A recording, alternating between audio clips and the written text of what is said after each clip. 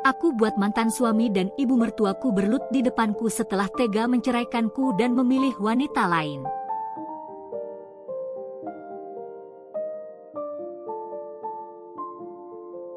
Aku hanyalah seorang wanita biasa, lahir dan besar dalam keluarga sederhana. Tidak ada yang benar-benar istimewa dariku. Aku bukan berasal dari keluarga terpandang, bukan seseorang yang memiliki banyak harta, dan bukan pula wanita dengan kecantikan luar biasa yang bisa membuat kepala orang-orang menoleh setiap kali aku lewat. Hidupku berjalan seperti biasa, bangun pagi, bekerja, lalu pulang untuk menikmati waktu bersama keluarga. Aku tumbuh dalam keluarga yang hangat, meskipun kami tidak memiliki banyak hal. Ayah dan ibuku selalu mengajarkanku bahwa kebahagiaan sejati tidak terletak pada harta atau kemewahan, melainkan pada cinta dan kebersamaan. Aku percaya itu. Aku percaya bahwa selama seseorang mencintai dengan tulus, maka hidup akan terasa cukup. Aku tidak pernah membayangkan hidup yang penuh dengan kemewahan atau kisah cinta bak dongeng. Yang kuinginkan hanyalah hidup tenang bersama seseorang yang mencintaiku dengan setulus hati. Kemudian aku bertemu dengan Raka. Raka adalah kebalikan dari diriku. Ia berasal dari keluarga kaya raya, anak seorang pengusaha besar yang namanya dikenal di mana-mana. Ia tampan, cerdas, dan memiliki pesona yang membuat siapapun terpesona. Banyak wanita yang menginginkannya, dan aku hanyalah seseorang yang sama sekali tidak ada dalam bayangannya. Atau setidaknya, itulah yang kupikirkan. Raka mendekatiku dengan cara yang lembut dan penuh perhatian. Ia tidak hanya memikat dengan penampilannya, tetapi juga dengan kata-katanya. Ia tahu bagaimana membuatku merasa istimewa, bagaimana membuatku yakin bahwa aku berbeda dari wanita lain yang pernah ditemuinya. Aku tidak peduli dengan status atau kekayaan, katanya suatu malam saat kami duduk berdua di sebuah kafe kecil. Aku hanya ingin seseorang yang tulus. Dan aku melihat itu dalam dirimu. Aku tidak bisa menolak pesonanya. Siapa yang bisa? Ketika seseorang seperti Raka, dengan segala kesempurnaannya, memilihku dari sekian banyak wanita yang lebih cantik dan lebih kaya, bagaimana aku bisa tidak merasa beruntung? Perlahan, aku mulai membiarkan hatiku terbuka. Aku mulai percaya bahwa cinta seperti ini memang ada, bahwa seseorang seperti Raka bisa benar-benar mencintaiku. Aku tenggelam dalam janji-janjinya, dalam caranya menggenggam tanganku dengan penuh keyakinan, dalam cara ia menatapku seolah-olah aku adalah satu-satunya wanita di dunia ini. Aku ingin kau menjadi bagian dari hidupku selamanya, katanya suatu hari. Aku ingin menikah denganmu. Hatiku berdebar. Aku tahu dunia kami berbeda. Aku tahu ada jurang yang memisahkan status sosial kami. Tetapi saat itu, aku memilih untuk percaya. Aku memilih untuk mengabaikan semua ketakutan yang ada di dalam diriku dan berpegangan pada kata-katanya. Aku menikah dengan Raka, berpikir bahwa ini adalah awal dari kisah yang indah. Aku membayangkan kehidupan pernikahan yang penuh dengan kebahagiaan, rumah yang hangat, tawa yang mengisi setiap sudut ruangan, pagi-pagi yang diawali dengan kecupan di kening, dan malam-malam yang berakhir dalam pelukan hangat. Aku pikir, aku telah menemukan cinta sejati. Aku pikir, aku akan bahagia. Tetapi aku salah, pada awal pernikahan, Raka adalah suami yang sempurna. Ia selalu pulang tepat waktu, membawakan bunga atau hadiah kecil untukku. Setiap pagi, ia mencium keningku sebelum berangkat kerja dan mengirim pesan singkat saat siang hanya untuk memastikan aku sudah makan. Kami sering menghabiskan malam bersama, bercerita tentang hari kami, bercanda, dan saling tertawa seperti sepasang kekasih yang tidak bisa dipisahkan. Aku merasa seperti wanita paling beruntung di dunia. Namun, perlahan semuanya mulai berubah. Awalnya, perubahan itu kecil, nyaris tak kentara. Raka mulai pulang lebih larut dari biasanya, seringkali dengan alasan pekerjaan yang menumpuk. Aku berusaha memahami, mencoba menjadi istri yang baik, menyiapkan makanan hangat yang tetap kusajikan di meja meskipun ia datang tengah malam. Tapi lama-kelamaan, ada sesuatu yang berbeda dalam dirinya. Ia tidak lagi berbicara panjang lebar denganku. Setiap kali aku bertanya tentang harinya, ia hanya menjawab singkat, bahkan terkadang hanya mengangguk. Ia tidak lagi mengirim pesan-pesan manis seperti dulu. Bahkan, ketika aku menelepon, seringkali panggilanku hanya berakhir di nada tunggu tanpa jawaban. Aku sibuk, katanya setiap kali aku bertanya kenapa ia berubah. Aku mencoba memahami. Aku mencoba meyakinkan diri bahwa semua ini hanya karena pekerjaannya yang menuntut lebih banyak perhatian. Aku berharap ini hanya fase sementara yang akan berlalu. Namun, keadaan semakin memburuk. Ia mulai mudah marah. Hal-hal kecil yang dulu tidak pernah menjadi masalah tiba-tiba menjadi pemicu pertengkaran. Jika aku bertanya mengapa ia pulang terlambat, ia menghela napas panjang, seolah aku hanya beban baginya. Jika aku menyentuh ponselnya, bahkan hanya untuk memindahkannya dari meja, ia langsung bereaksi dengan nada tajam. "Apa yang kau lakukan?" Suaranya terdengar dingin, penuh kecurigaan. "Aku hanya ingin memindahkannya," jawabku pelan, bingung dengan reaksi berlebihannya. Ia menatapku lama sebelum mengalihkan pandangan. "Jangan pernah sentuh barang-barangku tanpa izin," katanya, lalu berjalan pergi tanpa penjelasan lebih lanjut. Aku mulai merasa seperti orang asing di rumahku sendiri. Dulu, rumah ini terasa seperti surga, hangat, nyaman, penuh kebahagiaan. Tetapi kini, setiap sudutnya terasa dingin dan menyesakan. Aku takut melakukan kesalahan, takut mengatakan sesuatu yang bisa memicu amarahnya. Aku mulai merasa berjalan di atas pecahan kaca, selalu waspada agar tidak menyakitinya. Tetapi tetap saja, entah bagaimana, aku selalu terluka. Suatu malam, aku memberanikan diri untuk berbicara dengannya. "Raka, apa aku melakukan sesuatu yang salah?" tanyaku dengan hati-hati. Ia yang tengah duduk di sofa, menatap layar ponselnya, hanya mendesah tanpa mengangkat wajah. "Apa maksudmu?" "Aku merasa kau berubah. Kau semakin sering marah, semakin jauh." Suaraku bergetar, tetapi aku mencoba menahannya. Aku hanya ingin tahu, apa yang terjadi? Apa yang bisa kulakukan untuk memperbaikinya? Saat itu juga, tatapannya berubah dingin. "Jadi sekarang aku yang salah," katanya, suaranya penuh tuduhan. "Bukan begitu, aku hanya..." "Sudahlah, aku lelah. Jangan buat masalah dari hal yang tidak penting."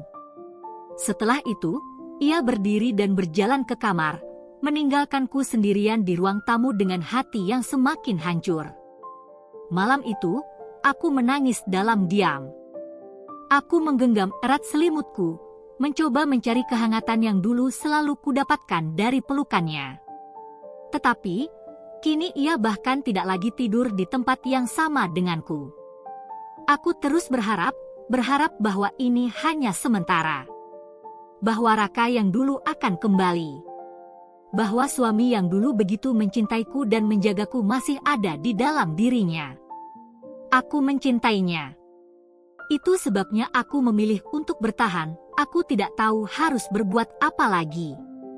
Raka semakin berubah. Rumah yang dulu terasa seperti surga kini terasa seperti penjara. Setiap kali aku mencoba berbicara dengannya, ia hanya menanggapinya dengan dingin atau mengabaikanku sepenuhnya. Aku sendirian. Aku tidak bisa berbicara dengan keluargaku, karena sejak awal menikah, aku telah meyakinkan mereka bahwa hidupku akan baik-baik saja. Aku takut jika aku mengadu, mereka akan semakin khawatir. Aku takut mereka akan menyuruhku pulang, dan aku tidak ingin menyerah begitu saja. Akhirnya, Aku memutuskan untuk berbicara dengan seseorang yang kupikir masih bisa kuandalkan, ibu mertua. Ia adalah sosok yang anggun dan berwibawa, seorang wanita yang telah membesarkan Raka dengan tangan besi. Aku berharap, sebagai seorang ibu, ia akan memahami kegelisahanku. Aku berharap ia akan berbicara dengan Raka, menasihatinya agar berubah. Aku pergi ke rumahnya dengan hati yang penuh harapan, meskipun ada sedikit ketakutan yang menggelayuti hatiku. Saat aku tiba, ia duduk di ruang tamu, mengenakan pakaian elegan seperti biasa, dengan secangkir teh di tangannya. Aku menghela napas sebelum berbicara, mencoba mengumpulkan keberanian. "Ibu," panggilku pelan. "Aku ingin bicara sebentar." Ia menatapku dengan ekspresi datar, lalu meletakkan cangkirnya. "Apa?" Aku menelan ludah. "Ini tentang Raka." Alisnya sedikit terangkat, seolah ia tidak tertarik. "Apa yang terjadi dengan suamimu?" Aku menggenggam jemariku erat-erat, mencoba menenangkan kegelisahanku. "Akhir-akhir ini dia berubah, Bu. Dia sering pulang larut malam, sering marah tanpa alasan.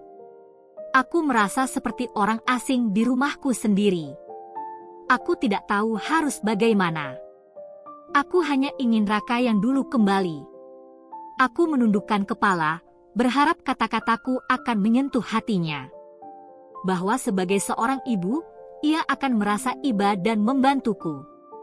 Namun, saat aku mengangkat wajah, yang kulihat hanyalah tatapan dingin. Suara tawanya terdengar sinis, membuat hatiku mencelos. "Jadi kau datang ke sini untuk mengadu? Untuk mengeluh tentang anakku?" Aku terkejut dengan nada suaranya. "Bukan begitu, Bu. Aku hanya ingin..." "Kau pikir menikahi anak saya itu mudah?" Ia menatapku dengan tatapan tajam, suaranya penuh sindiran. "Kau pikir kau bisa mengeluh hanya karena suamimu sibuk bekerja? Kau pikir anak saya punya waktu untuk meladeni keluhan seorang perempuan lemah seperti kamu?" Hatiku mencelos. Aku mencoba menahan air mata yang menggenang di pelupuk mataku. Aku hanya ingin rumah tangga kami seperti dulu. Aku ingin tahu apakah aku melakukan sesuatu yang salah. Ia mendesah pelan, lalu bersandar di sofa dengan ekspresi tidak sabar. "Dengar," katanya dingin. "Jika kau ingin bertahan dalam pernikahan ini, berhentilah mengeluh. Anak saya bukan laki-laki biasa. Dia punya pekerjaan, tanggung jawab, dan kau seharusnya bersyukur dia masih memberimu tempat tinggal dan makanan." Aku menggigit bibir bawahku, berusaha menahan isakan yang hampir lolos. "Tapi, Bu, aku merasa dia semakin menjauh. Aku tidak ingin kehilangan dia." Ia menggeleng, lalu menatapku dengan mata penuh penilaian. "Kalau kau tidak suka, pergi saja. Anak saya tidak butuh perempuan lemah." Kata-katanya menghantam hatiku lebih keras dari yang bisa kubayangkan. Aku terpaku, tak mampu berkata apa-apa. Aku datang dengan harapan, tetapi aku pulang dengan luka yang lebih dalam. Aku tidak hanya kehilangan suami, aku mencoba bertahan. Aku mencoba berpikir bahwa mungkin ini hanya fase dalam pernikahan kami, bahwa suatu hari Raka akan kembali seperti dulu. Aku mencoba menjadi istri yang lebih sabar, lebih pengertian, lebih kuat, seperti yang dikatakan ibu mertuaku. Namun, tidak peduli seberapa keras aku mencoba, jarak di antara kami semakin lebar. Raka semakin sering pulang larut malam. Jika dulu ia masih memberi alasan, kini ia bahkan tidak lagi repot-repot berbohong. Panggilan dan pesan dariku sering kali diabaikan. Jika aku bertanya, ia hanya menjawab singkat, atau bahkan hanya menghela napas seolah aku adalah gangguan dalam hidupnya. Aku mulai bertanya-tanya, apakah ada orang lain? Aku mencoba menepis pikiran itu. Aku mencoba mempercayainya. Tapi semakin hari, perasaan itu semakin menggangguku, Seolah-olah ada sesuatu yang berteriak dalam benakku, menyuruhku untuk membuka mata. Kemudian, pada suatu malam, kecurigaanku berubah menjadi kenyataan. Seorang kenalan, seorang teman lama yang tak sengaja bertemu denganku di pasar, menatapku dengan ragu sebelum akhirnya berkata, "Aku tidak tahu apakah aku harus memberitahumu ini. Tapi aku sering melihat Raka bersama seorang wanita." Jantungku berdegup kencang. "Apa maksudmu?" "Mereka sering terlihat di sebuah restoran di pusat kota."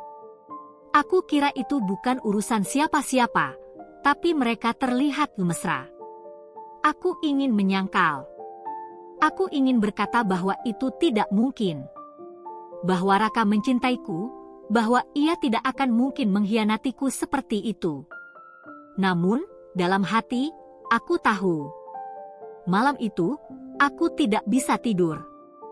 Aku terbaring di tempat tidur yang dingin dan kosong, menatap langit-langit dengan pikiran yang penuh. Aku harus tahu kebenarannya. Aku harus melihatnya dengan mataku sendiri.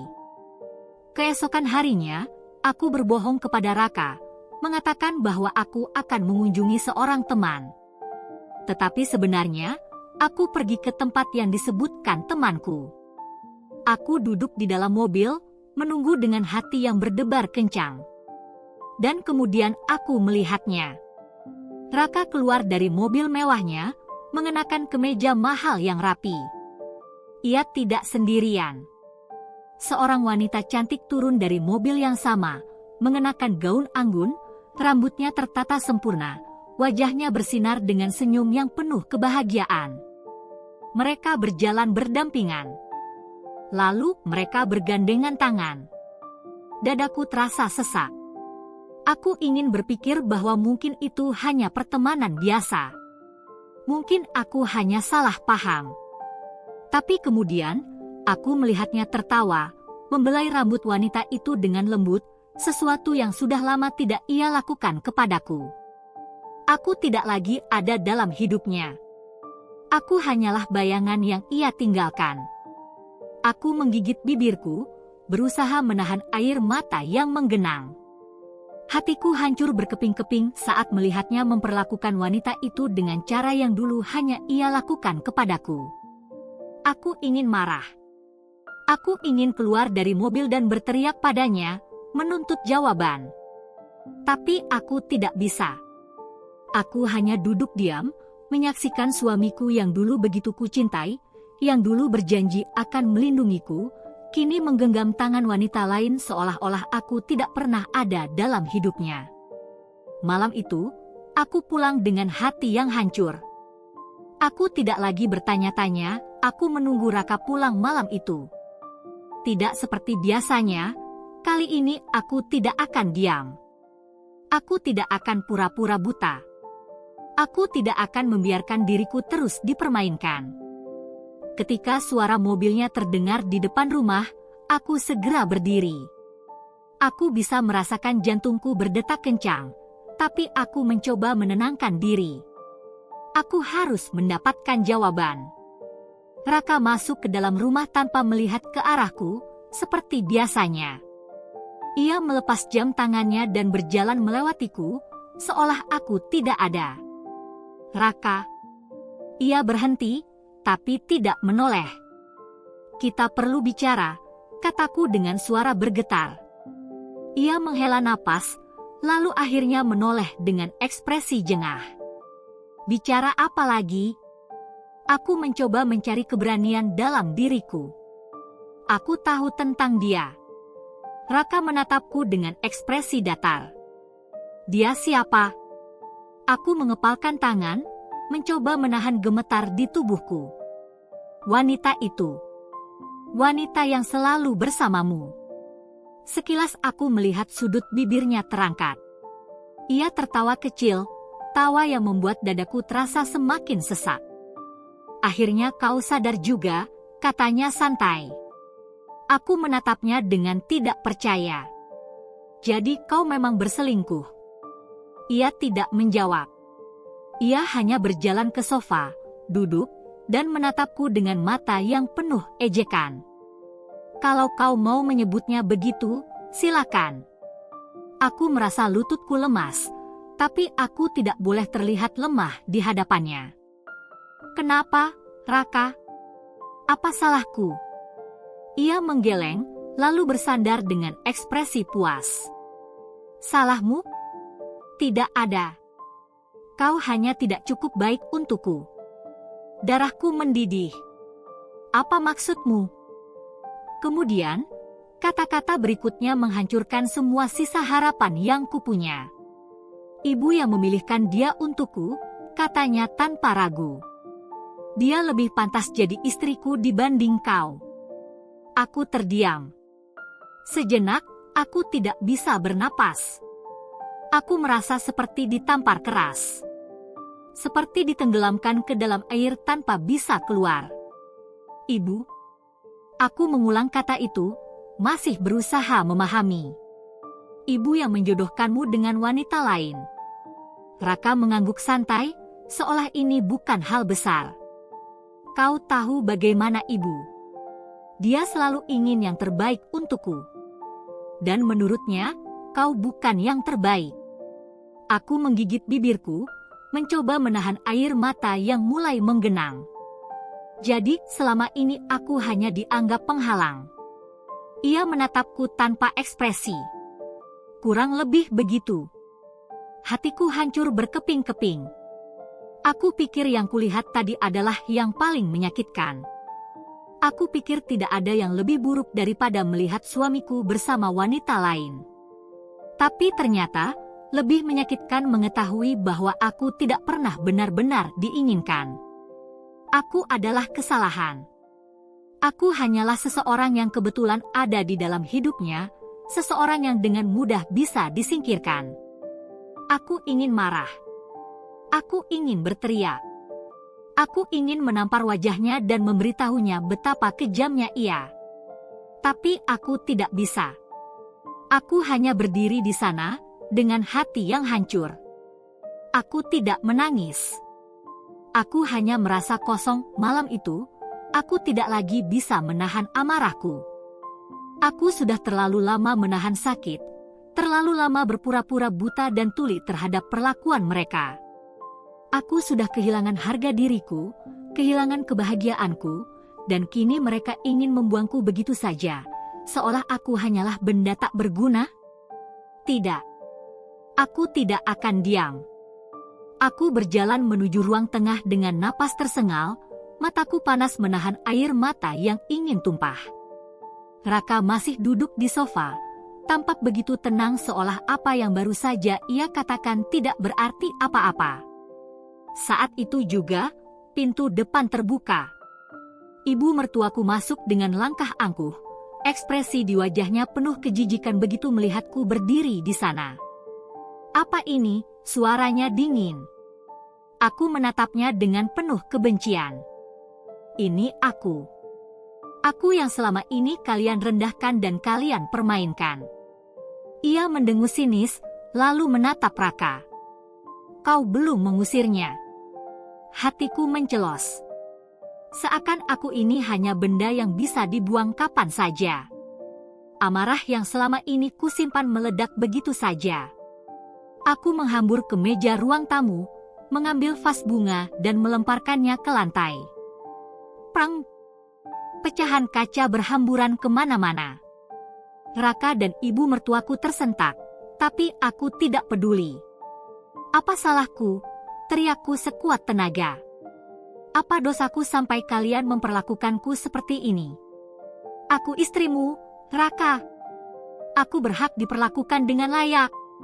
Ibu mertuaku menatapku dengan ekspresi jijik. Kau tidak tahu tempatmu, ya? Aku mendongak, menatap matanya dengan penuh kebencian. Tempatku. Aku istri sah Raka. Aku menikah dengannya dengan harapan bisa membangun keluarga yang bahagia. Tapi apa yang kudapat? Suami yang mengkhianati, mertua yang merendahkan, dan sekarang kalian ingin membuangku begitu saja. Aku bisa merasakan tubuhku bergetar. Aku tidak peduli lagi. Aku menoleh ke arah Raka, yang masih duduk dengan wajah datar. kenapa diam saja? Kau bahkan tidak mau membelaku sedikit pun. Ia mendesah, lalu berdiri. Untuk apa? Kau hanya membuat dirimu terlihat menyedihkan sekarang. Aku terhenyak. Hati yang sudah hancur ini terasa semakin remuk. Aku mengambil bingkai foto pernikahan kami di meja dan melemparkannya ke lantai. Bro, gambar itu kini hancur, sama seperti hubungan kami. Aku menangis, tetapi air mataku kini bukan lagi tanda kelemahan. Ini kemarahan. Ini luka yang sudah terlalu dalam. Aku membencimu, Raka. Suaraku parau, tapi penuh kepastian. Aku menyesal pernah mencintaimu. Ia tertawa kecil, seolah ucapanku hanyalah angin lalu. Percayalah, perasaan itu tidak sepihak. Air mataku mengalir deras. Aku tidak berharga di matanya. Aku hanyalah debu yang bisa ia sapu kapan saja. Aku tidak bisa lagi bertahan. Setelah semua yang kulalui, semua luka yang kuterima, aku tahu bahwa tidak ada lagi yang bisa diselamatkan dari pernikahan ini. Aku bukan wanita lemah yang akan terus bertahan di tempat di mana aku tidak dihargai. Malam itu, aku berdiri di hadapan Raka dan ibu mertuaku dengan kepala tegak. Aku ingin cerai, kataku, suaraku tegas. Sejenak, keheningan menyelimuti ruangan. Kemudian, sesuatu yang tidak kusangka terjadi. Raka tersenyum. Bukan senyum penuh penyesalan atau rasa bersalah, tetapi senyum kemenangan. Ibu mertuaku tertawa kecil, lalu menatapku dengan ekspresi puas. Akhirnya kau sadar juga. Aku mengepalkan tanganku, menahan gejolak di dadaku. Aku tahu mereka menginginkan ini sejak awal. Aku tahu mereka ingin aku pergi, menyerah, keluar dari hidup Raka tanpa membawa apa-apa. Mereka pikir aku sudah kalah. Mereka pikir aku akan pergi dengan tangan kosong. Mereka salah besar. Aku menatap mereka dengan mata penuh keberanian. Aku akan menggugat cerai. Dan aku akan memastikan aku mendapatkan apa yang menjadi hakku. Senyum di wajah ibu mertuaku memudar sedikit. Kau pikir kau bisa dapat apa? Raka mendengus. Kau tidak punya apa-apa. Aku mengangkat daguku. Aku istrimu yang sah. Aku punya hak atas harta yang kita bangun bersama selama pernikahan ini. Kau pikir aku akan pergi begitu saja setelah semua yang kau lakukan? Raka tertawa sinis. Kau tidak akan bisa melawan keluargaku. Aku tersenyum dingin. Kau meremehkanku, Raka. Kau lupa bahwa aku bukan lagi wanita lemah yang bisa kau injak-injak. Aku melihat keraguan sekilas di matanya. Aku tidak peduli betapa kayanya keluarganya. Aku tidak peduli berapa banyak orang yang mereka punya untuk melawanku. Aku sudah siap.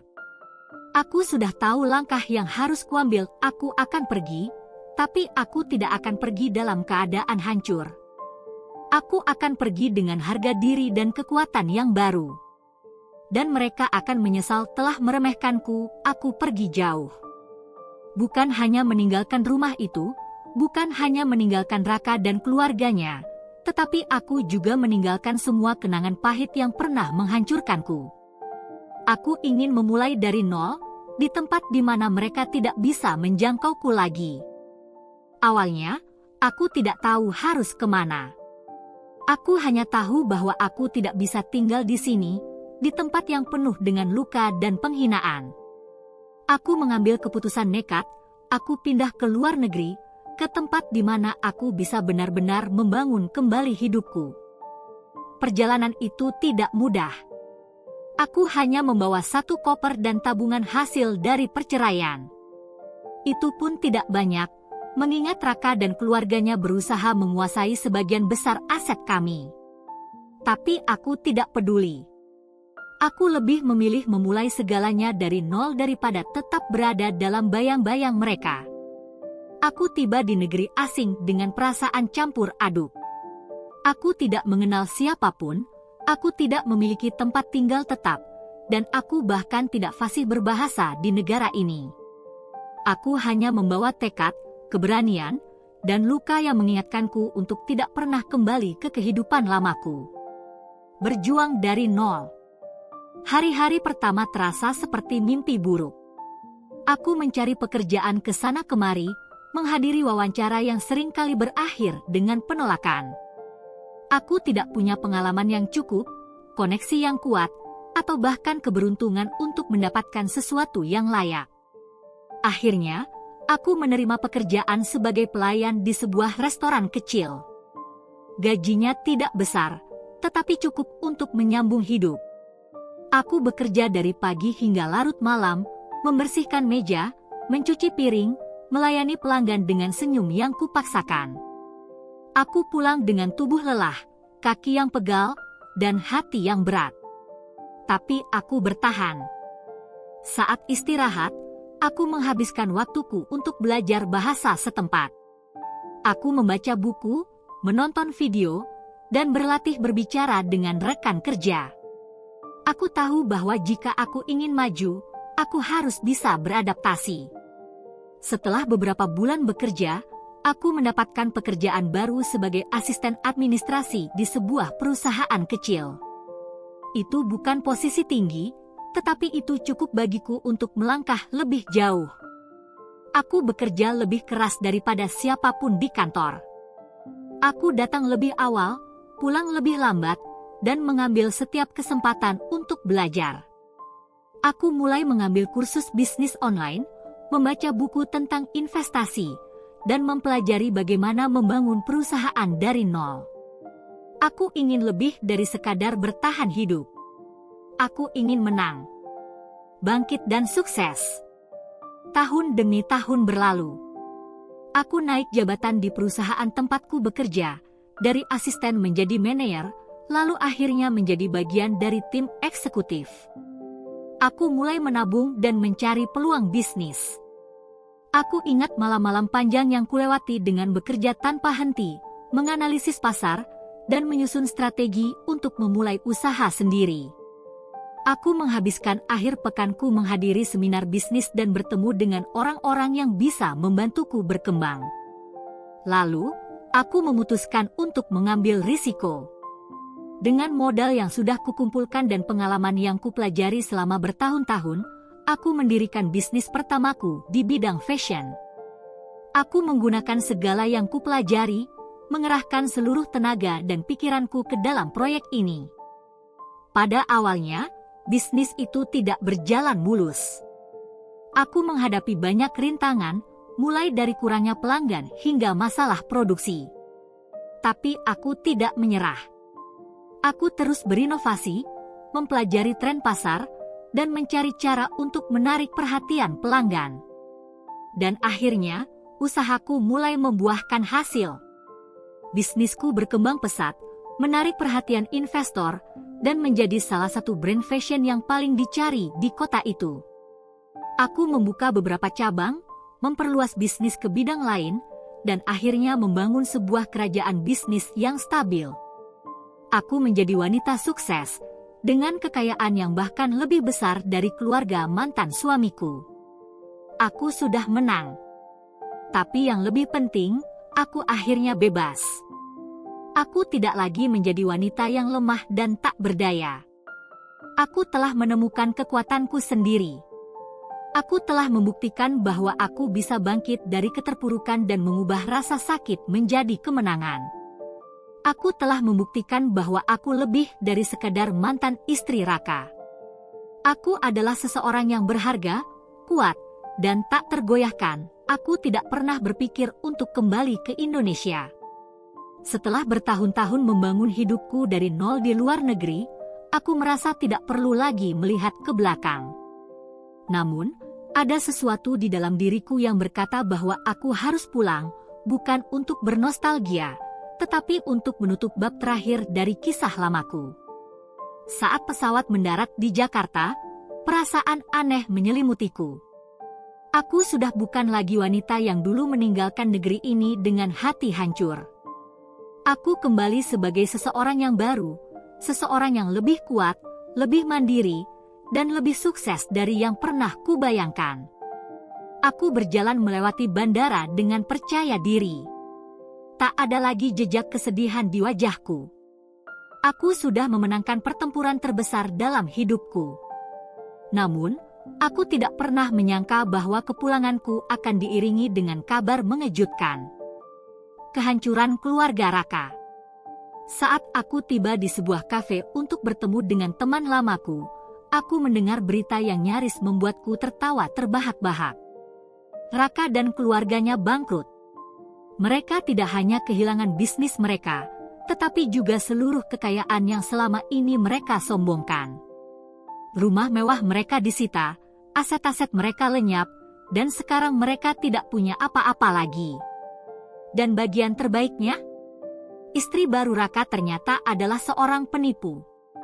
Wanita itu berhasil merebut kepercayaan keluarganya, menguras habis seluruh harta mereka, lalu menghilang tanpa jejak. Ia mengambil semua yang bisa diambil, uang, investasi, bahkan beberapa aset berharga keluarga. Raka yang dulu selalu menganggap dirinya lebih unggul dariku, kini berada di titik terendah dalam hidupnya. Aku tidak bisa menahan senyum tipis. Dunia memang berputar. Aku pernah diperlakukan seperti sampah oleh mereka. Aku pernah dihina, dianggap tak pantas, dan dicampakkan begitu saja. Tapi lihatlah sekarang, aku yang mereka kira akan hancur justru bangkit dan sukses, sementara mereka yang dulu berkuasa kini jatuh dalam keterpurukan. Pertemuan yang tak terduga. Aku tidak berniat menemui Raka. Aku tidak peduli lagi padanya, dan aku merasa tidak ada gunanya menengok masa lalu. Tapi takdir berkata lain. Aku sedang berjalan di sebuah pusat perbelanjaan ketika aku melihat sosok yang dulu begitu familiar. Raka. Namun, pria di hadapanku ini bukanlah pria yang kukenal dulu. Ia tidak lagi tampil rapi dan percaya diri. Wajahnya kuyu, tubuhnya lebih kurus, dan sorot matanya penuh kelelahan. Aku bisa saja berjalan melewatinya tanpa peduli, tapi entah kenapa, aku berhenti. Ia menoleh ke arahku. Matanya membesar ketika mengenaliku. Kamu. Aku hanya tersenyum dingin. Lama tidak bertemu, Raka. Ia menatapku dengan ekspresi yang sulit kuartikan, antara terkejut, malu, dan mungkin sedikit menyesal. Kamu sudah kembali. Aku mengangkat bahu. Hanya sementara. Raka terdiam. Ia seperti ingin mengatakan sesuatu, tetapi ragu. Akhirnya, ia menghela napas panjang. Aku dengar, kamu sudah sukses sekarang. Aku tersenyum, tapi kali ini ada nada kemenangan di baliknya. Ya, aku bekerja keras untuk sampai ke sini. Ia mengangguk pelan. Aku bisa melihat bagaimana kata-kataku menusuknya. Ia tahu bahwa aku telah berhasil tanpa dirinya. Ia tahu bahwa aku tidak lagi membutuhkan dia atau keluarganya. Kemudian, dengan suara pelan, ia berkata, "Maaf." Aku menatapnya, sedikit terkejut. Aku tidak pernah membayangkan akan mendengar kata itu dari mulutnya. Tapi aku tidak butuh maafnya. Aku sudah bahagia dengan hidupku sekarang.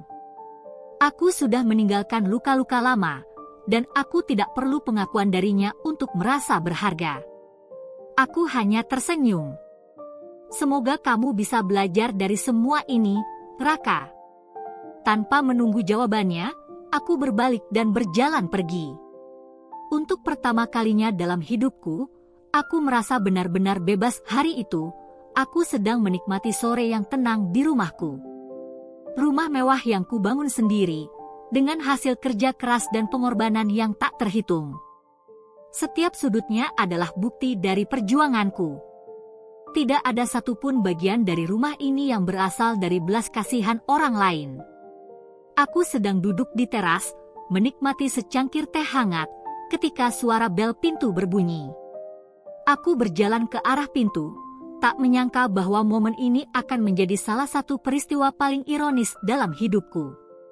Saat aku membuka pintu, di sana mereka berdiri. Raka, ibu mertuaku, ayahnya. Mereka tampak lusuh, jauh berbeda dari sosok yang dulu selalu tampil angkuh dan berkelas. Pakaian mereka tak lagi mahal, wajah mereka penuh kelelahan dan kerendahan hati yang tidak pernah kulihat sebelumnya. Untuk beberapa detik, kami hanya saling menatap. Aku bisa melihat ketidakpercayaan di mata mereka. Mungkin mereka tidak pernah membayangkan bahwa aku, wanita yang dulu mereka hina, kini tinggal di rumah semewah ini. Aku menunggu mereka bicara. Raka yang pertama kali membuka suara, suaranya pelan dan penuh rasa malu. Kami ingin bicara denganmu. Aku bersedekap. Tentang apa? Ibu mertuaku, yang dulu selalu menganggapku tidak pantas untuk anaknya, kini menundukkan kepala. Kami butuh bantuanmu. Aku tidak terkejut. Aku sudah mendengar kabar tentang kehancuran mereka. Bisnis keluarga mereka hancur, rumah mereka disita, dan istri baru Raka ternyata seorang penipu yang meninggalkan mereka tanpa apa-apa. Sekarang mereka berdiri di hadapanku, meminta sesuatu yang dulu tidak pernah mereka berikan, belas kasihan. Bantuan apa yang kalian maksud? Tanyaku datar. Raka menelan ludah sebelum menjawab. Kami sudah kehilangan segalanya. Kami tidak punya tempat tinggal. Kami tidak punya uang. Kami benar-benar jatuh, dan ia menghela napas, seolah sulit mengakui kenyataan ini. Kami tidak tahu harus kemana lagi. Aku menatap mereka satu persatu. Orang-orang yang dulu menganggapku tidak berharga. Orang-orang yang dulu menertawakan saat aku pergi dengan tangan kosong. Orang-orang yang dulu tak peduli ketika aku menangis dan dihancurkan oleh keegoisan mereka. Sekarang, mereka berdiri di depan pintuku, mengemis bantuan dariku. Ironis, bukan? Apa kalian ingat? Tanyaku, suaraku tetap tenang. Dulu aku datang kepada kalian, meminta sedikit pengertian, sedikit belas kasihan. Tapi yang kudapat hanya hinaan dan penghinaan. Ibu mertuaku menggigit bibirnya, tak mampu membantah. Aku ingat betul bagaimana aku diperlakukan di rumah kalian, lanjutku. Bagaimana aku tidak pernah dianggap sebagai bagian dari keluarga. Bagaimana aku harus menelan semua cemoohan kalian setiap hari. Aku menatap Raka, dan kali ini aku bisa melihat rasa bersalah yang nyata di matanya. Aku ingat saat aku meminta cerai, dan kalian semua tersenyum puas seolah aku ini sampah yang akhirnya dibuang. Aku tertawa kecil, namun tidak ada kebahagiaan di dalamnya. Sekarang kalian datang ke rumahku, meminta bantuanku. Hening. Mereka tidak bisa membantah apapun. Aku bisa melihat air mata mulai menggenang di mata ibu mertuaku. Wanita yang dulu penuh kebanggaan itu kini tampak seperti seseorang yang telah kehilangan segalanya. Aneh. Dulu, aku mungkin akan bermimpi tentang momen ini, momen di mana aku bisa membalas dendam. Momen di mana aku bisa menunjukkan bahwa aku lebih baik tanpa mereka. Tapi sekarang aku sadar. Aku tidak butuh balas dendam. Aku sudah menang sejak lama. Aku menarik napas panjang dan menatap mereka. Aku tidak akan memberi kalian uang, kataku tegas. Aku tidak akan membiarkan kalian tinggal di rumahku. Raka menunduk dalam. Ibu mertuaku menggigit bibir, seolah ingin mengatakan sesuatu, tetapi menahannya. Tapi, lanjutku, aku akan memberikan kalian satu kesempatan. Mereka mengangkat wajah mereka, menatapku dengan penuh harap. Aku bisa memberikan kalian pekerjaan di salah satu perusahaanku, kataku. Bukan pekerjaan yang mewah. Kalian harus mulai dari bawah, seperti aku dulu. Raka tampak terkejut. Kau, bersedia membantu. Aku mengangkat bahu. Aku tidak seperti kalian. Aku tahu bagaimana rasanya jatuh. Dan aku tahu bagaimana rasanya harus bangkit sendiri. Mereka terdiam, mungkin tidak menyangka bahwa aku masih bisa menunjukkan sedikit kebaikan setelah semua yang mereka lakukan padaku. Aku melanjutkan, kalau kalian benar-benar ingin memperbaiki hidup, kalian akan mengambil kesempatan ini. Tapi kalau kalian masih berpikir bahwa kalian terlalu tinggi untuk bekerja keras, maka kalian bisa pergi sekarang. Aku menatap mereka satu persatu, menunggu jawaban mereka. Akhirnya, setelah beberapa detik yang terasa begitu panjang, Raka mengangguk pelan. Aku akan menerimanya. Ibu mertuaku tampak ragu, tetapi akhirnya, dengan suara nyaris tak terdengar, ia berkata, "Terima kasih." Aku tersenyum tipis. Dulu, aku adalah seseorang yang mereka hina dan buang. Sekarang, aku adalah seseorang yang mereka butuhkan. Aku menatap mereka, tidak tergerak sedikit pun oleh air mata yang mengalir di wajah ibu mertuaku. Tangisan yang sama. Nada suara yang sama. Memohon belas kasihan setelah semua yang mereka lakukan. Apakah mereka benar-benar menyesal? Atau hanya takut menghadapi kehidupan tanpa kemewahan yang dulu mereka anggap sebagai hak mereka? Ibu mertuaku menyeka air matanya, suaranya bergetar. Aku tahu aku salah, Nak. Kumohon, bantulah kami hanya sedikit modal untuk memulai lagi. Aku memperhatikannya dalam diam. Dulu, saat aku datang kepadanya dengan mata penuh air mata, memohon sedikit kasih sayang, yang kudapat hanya hinaan dan tatapan penuh kebencian. Sekarang dia berdiri di hadapanku, melakukan hal yang sama yang dulu dia anggap lemah. Raka, yang sejak tadi diam, akhirnya ikut berbicara. Aku menyesal telah meninggalkanmu.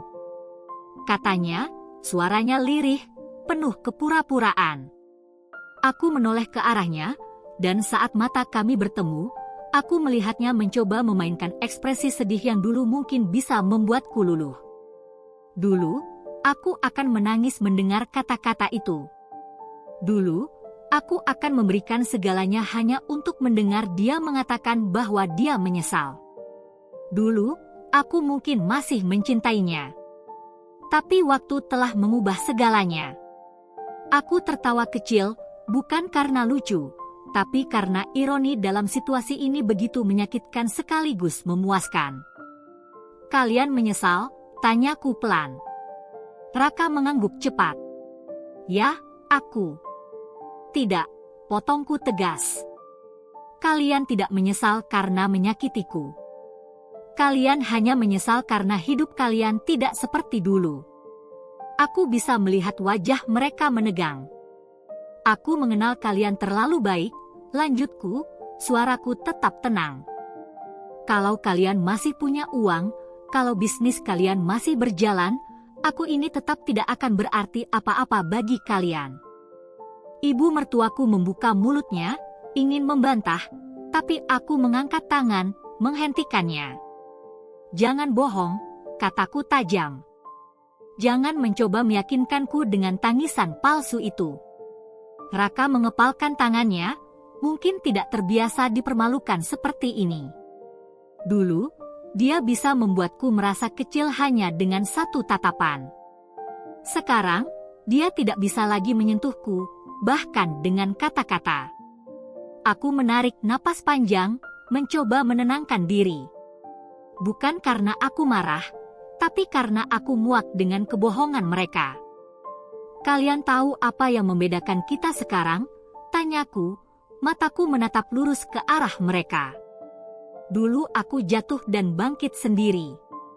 Sementara kalian jatuh, dan satu-satunya hal yang bisa kalian lakukan adalah menangis dan meminta orang lain menolong kalian.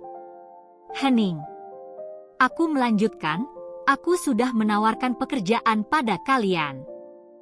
Kalau kalian benar-benar ingin berubah, kalian akan mengambil kesempatan itu. Ibu mertuaku terdiam, wajahnya mengeras. Mungkin karena dia sadar aku tidak akan memberikan mereka apa yang sebenarnya mereka inginkan, uang dengan cara instan. Raka menunduk, gengsinya jelas berperang dengan kenyataan yang harus dia hadapi. Aku tidak menunggu lebih lama. Keputusan ada di tangan kalian, kataku sambil melangkah mundur ke dalam rumah. Tapi satu hal yang pasti, aku tidak akan jatuh dua kali untuk orang yang sama. Tanpa menunggu jawaban mereka, aku menutup pintu. Tangisan di luar masih terdengar. Tapi kali ini, aku tidak peduli, aku tersenyum tipis, menatap mereka yang berdiri di depan rumahku. Dulu mereka memandangku rendah, sekarang mereka yang meminta belas kasihan. Ah, betapa dunia ini berputar begitu indah. Aku ingat malam-malam panjang di mana aku menangis dalam kesepian, berharap ada seseorang yang peduli. Aku ingat bagaimana ibu mertuaku berkata aku tidak pantas menjadi bagian dari keluarga mereka. Aku ingat bagaimana Raka membuangku seolah aku ini sampah. Dan sekarang, aku yang berdiri tegak di hadapan mereka, sementara mereka meratap di kakiku.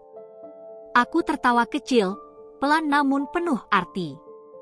Dulu kalian bilang aku tidak pantas, kataku dengan nada ringan, seolah mengingatkan sesuatu yang seharusnya mereka tahu. Mata ibu mertuaku melebar, wajahnya sedikit memerah, mungkin karena malu atau marah, atau keduanya. Raka menggertakkan giginya, jelas tidak suka melihatku dalam posisi yang lebih tinggi darinya.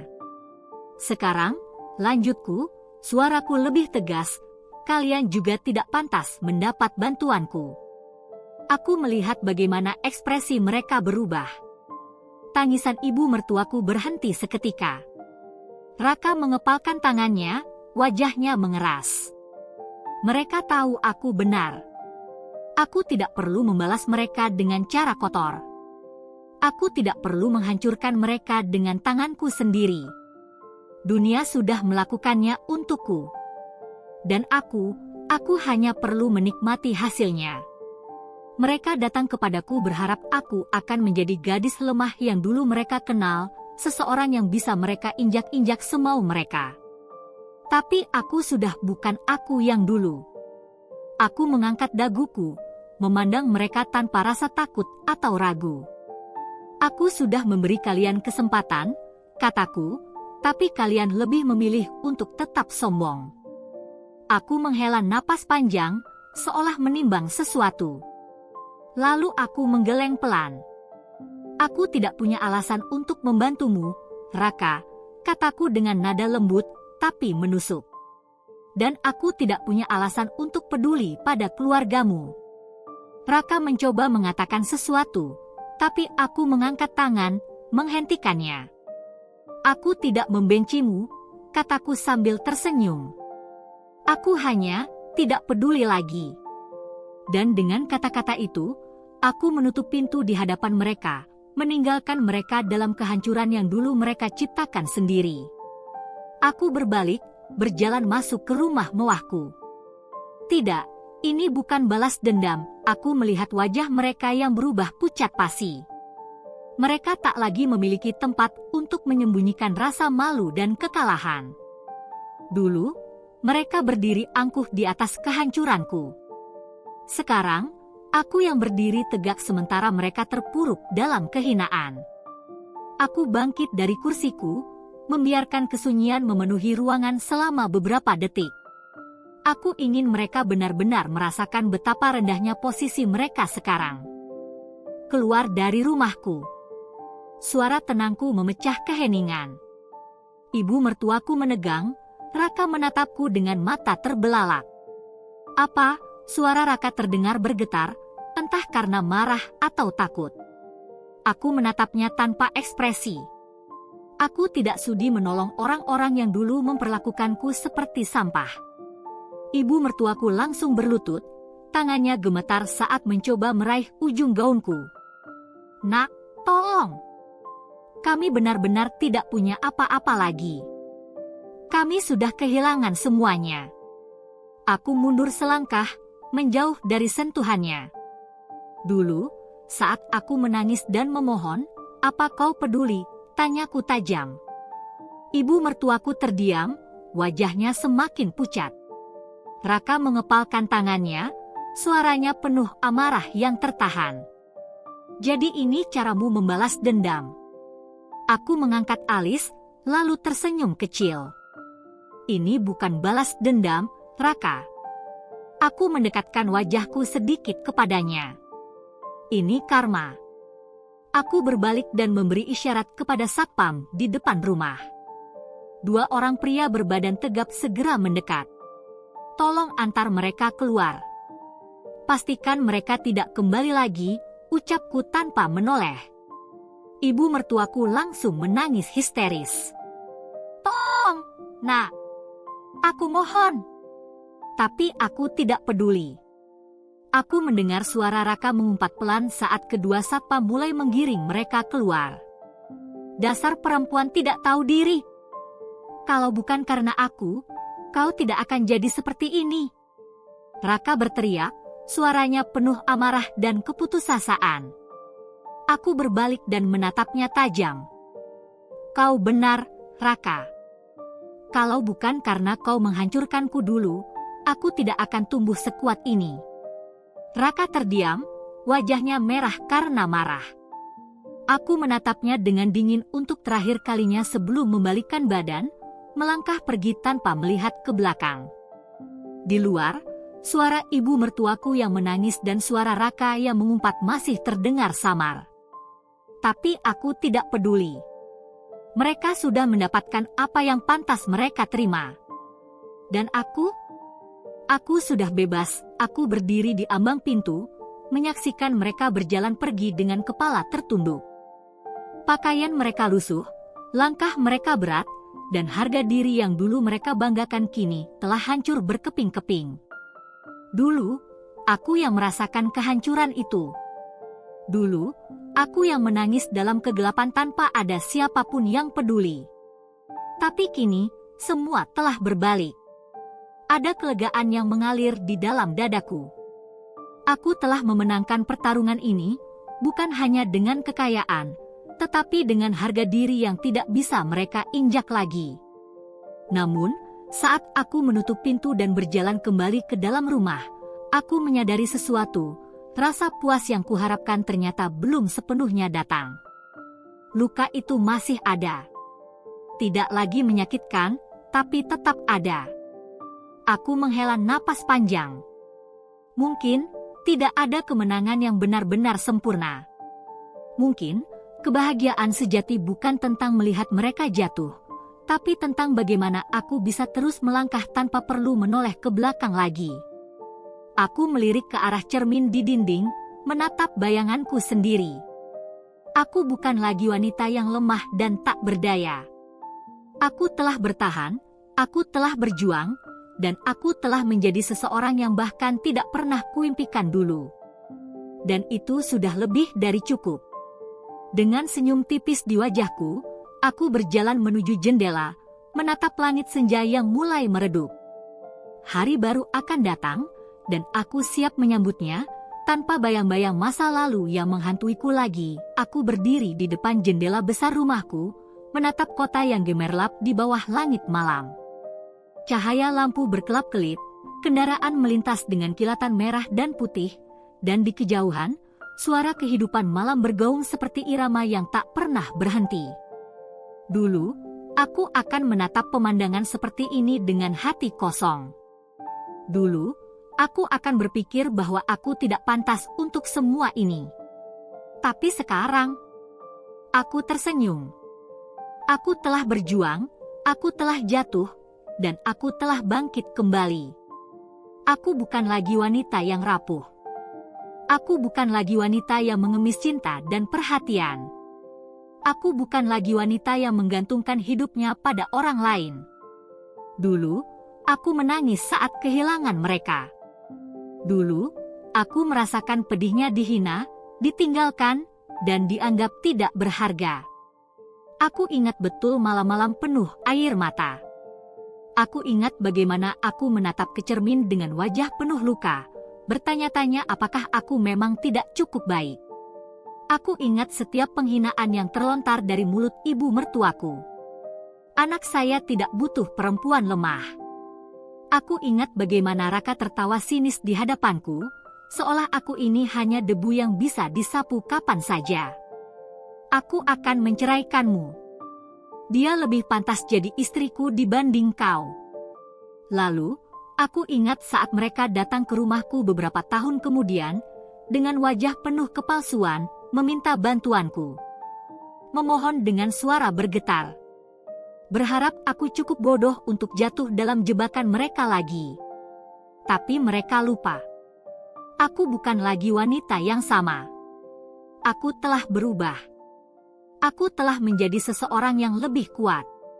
Dan yang lebih penting, aku telah menemukan siapa diriku sebenarnya. Aku menatap bayanganku di kaca jendela. Perempuan yang berdiri di sana bukan lagi perempuan yang pernah mereka hina. Dia adalah perempuan yang bertahan meskipun dunia mencoba menghancurkannya. Dia adalah perempuan yang bangkit meskipun hatinya pernah hancur berkeping-keping. Dia adalah perempuan yang tidak membutuhkan siapapun untuk membuatnya merasa berharga. Aku telah menemukan kekuatanku sendiri. Aku mengambil napas dalam-dalam, membiarkan rasa puas menyelimuti hatiku. Mereka boleh saja datang, menangis, meminta belas kasihan. Tapi aku tidak akan pernah kembali ke masa lalu. Aku bukan lagi wanita yang lemah. Aku tidak butuh mereka. Aku tidak akan pernah membutuhkannya. Dengan langkah mantap, aku membalikkan badan dan berjalan pergi dari jendela, meninggalkan bayang-bayang masa lalu di belakangku. Masa depanku sudah menunggu. Dan untuk pertama kalinya dalam hidupku, aku benar-benar bebas.